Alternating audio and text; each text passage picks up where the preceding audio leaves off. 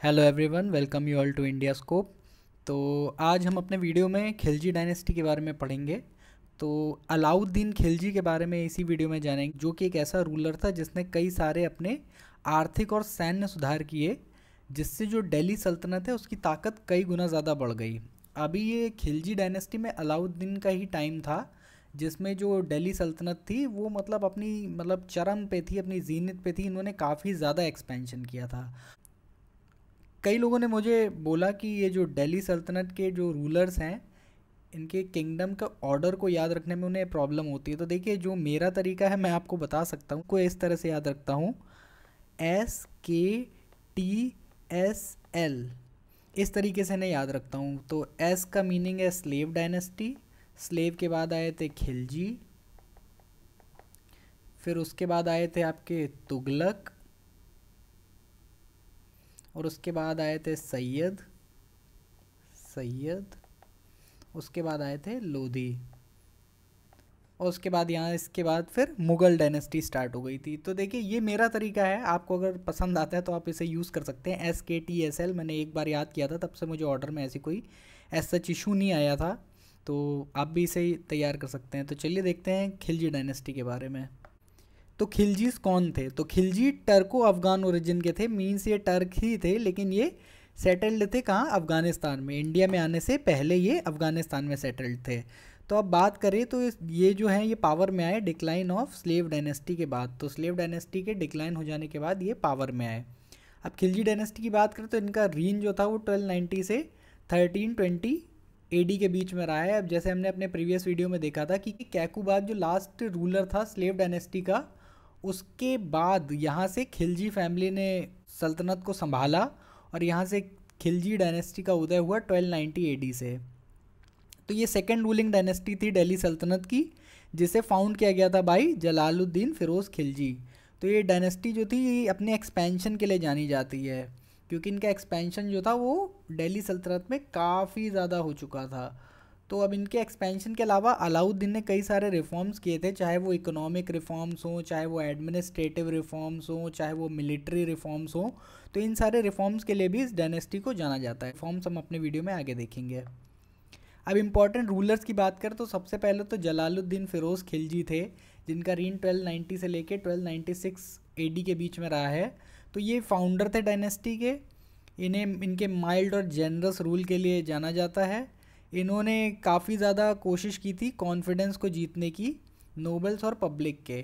तो देखिए, इनका एक और ये स्टेटमेंट भी जाना जाता है कि इन्होंने कह दिया था कि इंडिया, जिसका जो लार्जेस्ट पोर्शन है, लार्जेस्ट पॉपुलेशन जो है वो हिंदुज़म को मानती है, तो इंडिया को पूरी तरीके से इस्लामिक बनाना मुमकिन नहीं है, ये इनकी सोच थी। तो इसी वजह से ये बहुत ज़्यादा हार्ड एंड फास्ट, बहुत ज़्यादा कट्टर टाइप के रूलर नहीं माने जाएंगे। ये थोड़ा सा माइल्ड और जनरस टाइप के रूलर थे। अब इनके बाद कौन रूल पे आया? अलाउद्दीन खिलजी। तो ये जो थे ये मोस्ट पावरफुल रूलर थे इस डायनेस्टी के। अब इन्होंने क्या प्रोक्लेम किया कि किंगशिप नोज नो किनशिप। तो यानी कि जो ये राज्य नीति होती है ये कोई भी भाई भतीजावाद को नहीं जानती है। ऐसा इन्होंने क्यों कहा? देखिए, ये दरअसल क्या थे, he was a nephew and son in law of Jalaluddin Khilji. अब देखिए, ये भतीजे भी थे और साथ ही साथ दामाद भी थे, किसके? जलालुद्दीन खिलजी के। एक्चुअली इन्होंने अपनी कज़न सिस्टर से शादी करी थी, जिस वजह से नेफ्यू और सन इन लॉ थे जलालुद्दीन खिलजी के, और इन्होंने इनको मार दिया था, जिसकी वजह से इन्होंने ये बात भी बोली कि किंगशिप नोज नो किनशिप, और अपने चाचा को मार करके इन्होंने थ्रोन हासिल करा 1296 AD में। अब ये पहले टर्किश सुल्तान थे दिल्ली के, जिन्होंने रिलीजन को पॉलिटिक्स से दूर कर दिया। अब इन्होंने कई सारे नोबल्स के खिलाफ कुछ ऐसे काम किए थे जिससे ये पता चलता है कि ये इन्होंने रिलीजन को पॉलिटिक्स से अलग कर दिया था। अब इनकी अचीवमेंट्स की बात करें तो मिलिट्री एक्सपेंशन की बात करें तो अलाउद्दीन ने गुजरात को एनेक्स किया 1298 में, रणथंबोर को 1301 में, फिर मेवाड़ को 1303 में, मालवा को 1305 में, और जालौर को 1311 AD में इन्होंने अनेक्स कर लिया था। अब उसके बाद डेक्कन में बात करें तो देखिए, इनकी जो आर्मी थी ये डेक्कन तक चली गई थी। अब इनकी आर्मी जो थी उनको लीड कर रहे थे मलिक काफूर, जो कि इनके एक स्लेव कहे जा सकते हैं। तो इन्होंने डेक्कन में रामचंद्र, जो कि यादव रूलर थे देवगिरी के, उनको डिफीट किया। उसके अलावा प्रताप रुद्रदेवा, जो कि काकातीय रूलर थे वारंगल के, उन्हें डिफीट किया। वीर बल्लाल थर्ड, जो कि होसला रूलर थे द्वार समुद्र के, उसके अलावा वीर पांड्य जो कि पांड्य रूलर थे मदुराई के, इनको सबको इनकी आर्मी ने डिफीट किया, जिस आर्मी को मलिक काफूर लीड कर रहे थे।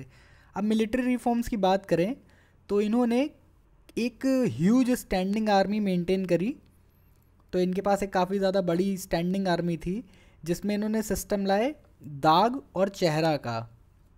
तो अभी दाग और चेहरा क्या होते थे, देखिए दाग क्या था, ब्रांडिंग ऑफ हॉर्सेस। इनके पास वेरियस टाइप के हॉर्सेस थे, तो ये दाग बना देते थे उन घोड़ों पे। दाग मीन्स ये गरम सी, आपने देखा होगा कई बारी करते हैं, गरम से लोहे को घोड़े पे दाग देते हैं ताकि उस पर एक आइडेंटिटी मार्क हो जाए।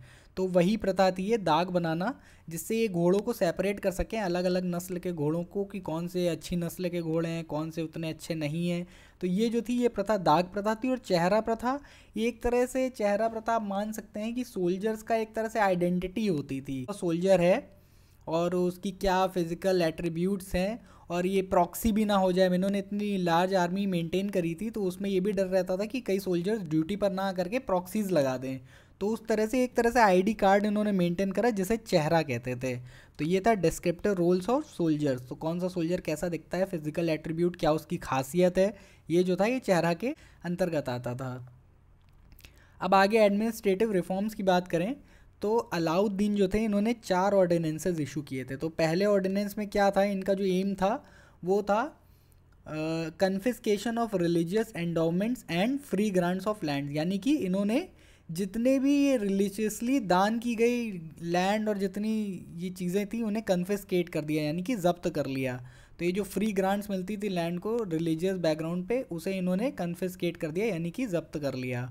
अब इनके सेकेंड ऑर्डिनेंस की बात करें तो अलाउद्दीन जो थे इन्होंने रीऑर्गेनाइज किया स्पाई सिस्टम का। तो इन्होंने अपने टाइम पे स्पाइस का भी एक नेटवर्क पूरा बना करके रखा था। और थर्ड ऑर्डिनेंस की बात करें तो इन्होंने प्रोहिबिट किया यूज़ ऑफ वाइन। तो वाइन के यूज़ को इन्होंने प्रोहिबिट कर दिया। फोर्थ ऑर्डिनेंस की बात करें तो इन्होंने लेट डाउन करा that noble should not have social gathering and they should not intermarry without his permission. तो नोबल जो थे इनकी काफ़ी ज़्यादा पावर हो रखी थी, तो उसी को काउंटर करने के लिए ऑर्डिनेंस निकाल दिया कि जो नोबल्स हैं वो इनकी परमिशन के बिना ना तो इंटर मैरिज कर सकते हैं, कि मतलब एक दूसरे के यहाँ शादी कर रहे हो, और ना ही सोशल गैदरिंग कर सकते हैं। तो इनके खिलाफ किसी भी तरह की कोई साजिश हो उससे बचने के लिए इन्होंने नोबल्स पे भी काफ़ी ज़्यादा पाबंदियाँ लगा दी थी। अब इन्होंने सिस्टम चालू किया दाग और चेहरा का, ये अभी हम पीछे देख चुके हैं दाग और चेहरा क्या था। उसके अलावा इन्होंने एक स्पेशल ऑफिसर बनाया जो था मुस्ताक राज, जिसका काम था कलेक्शन ऑफ रेवेन्यू। तो रेवेन्यू के लिए इन्होंने मुस्ताक राज नाम का एक ऑफिसर अपॉइंट किया।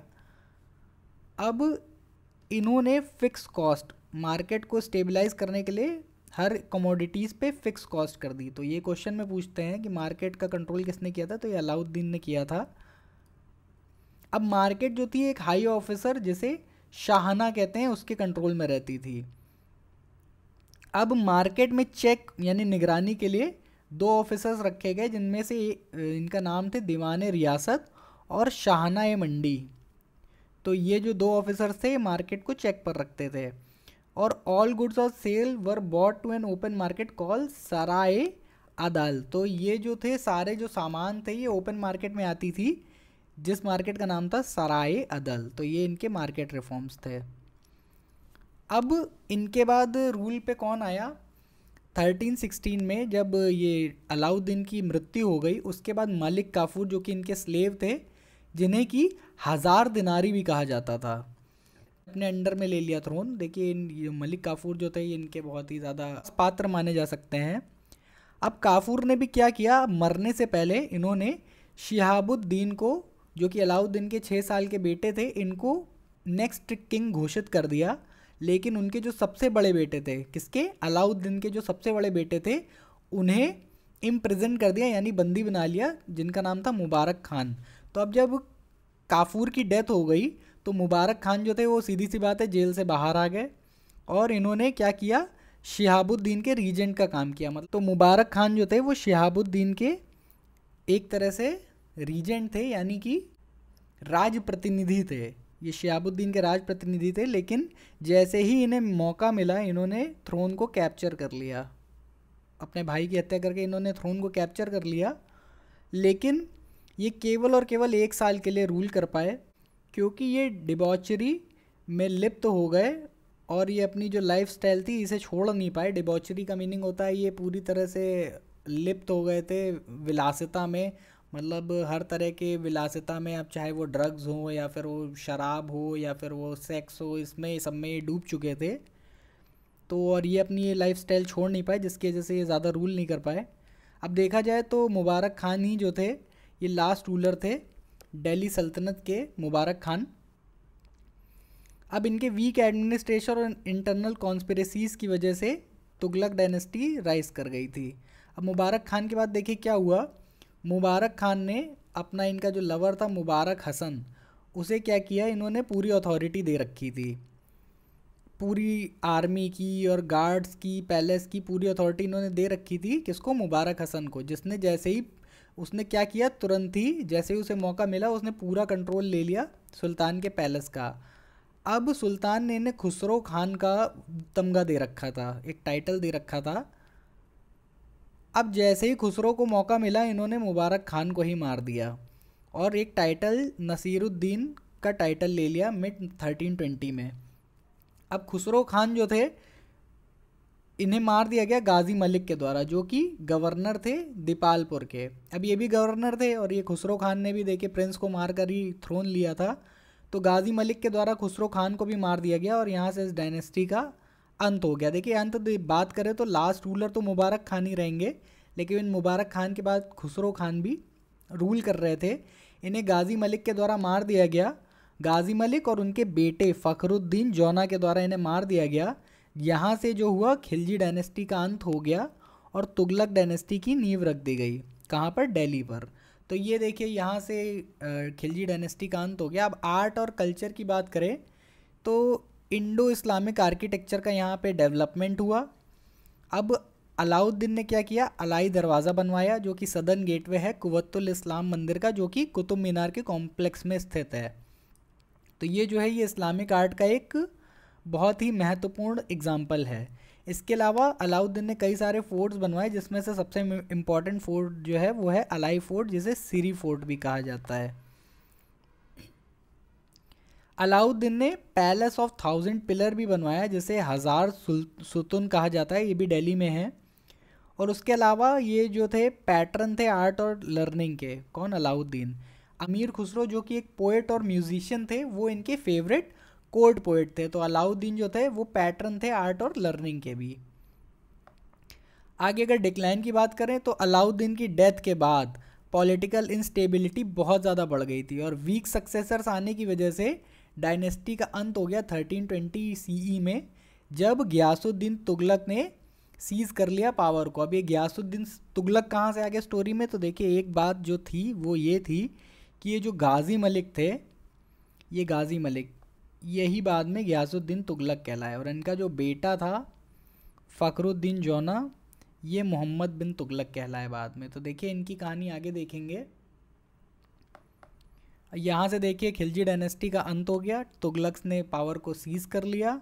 अब सिग्निफिकेंस की बात करें तो इन्होंने देखिए दिल्ली सल्तनत को इनके लार्जेस्ट एक्सटेंट तक बढ़ा रखा था मुगल्स के पहले। देखिए ऑब्वियस ही बात है मुगल्स ने सबसे ज़्यादा जीनत हासिल करी थी, लेकिन मुगल्स के पहले अगर बात करें तो दिल्ली सल्तनत में इन्होंने, अलाउद्दीन ने सल्तनत को उसके लार्जेस्ट एक्सटेंट तक बढ़ा रखा था। इन्होंने इकोनॉमिक और मिलिट्री सिस्टम ऐसे इंट्रोड्यूस किए थे जिनके द्वारा लेटर रूलर्स भी इन्फ्लुएंस हुए। तो ये थी इनकी सल्तनत के बारे में ख़ास बातें। तो अगर ये आपको हमारा वीडियो पसंद आया तो प्लीज़ लाइक करें, अपने फ्रेंड्स के साथ शेयर करें और हमारे चैनल को सब्सक्राइब करें। Thank you.